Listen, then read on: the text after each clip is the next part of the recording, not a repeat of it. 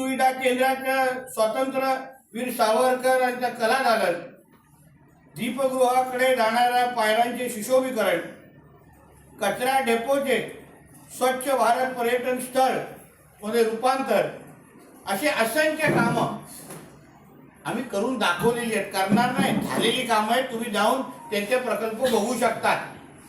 आपल्या कचरा डेपो संदर्भात तर आमच्या वेंगुर्ला नगर परिषदेने केलेलं काम हे राज्यात नाही देशामध्ये एक आदर्श काम आहे. म्हणून हे सगळं, म्हणून मी सुरुवातीला जसं उल्लेख केला की आम्हाला नेमकी सत्ता का हवी आहे, तर हा वेंगुर्ल्याचा विकास करण्यासाठी उद्या जेव्हा गिरपजी आमचे परत एकदा नगराध्यक्ष म्हणून आपल्या सगळ्यांच्या आशीर्वादामुळे बसतील, आमचे पूर्णच्या पूर्ण आमचे नगरसेवकांची टीम बसेल आणि एका बाजूला पालकमंत्री म्हणून मी आहे, आमचे मुख्यमंत्री साहेब आहेत, आमचे रवी चव्हाण साहेब आहेत, आम्ही सगळेजण एकत्र मिळून सत्तेच्या माध्यमातून आमच्या ह्या वेंगुर्ल्याचा विकास करण्यासाठी आम्ही सज्ज आहोत.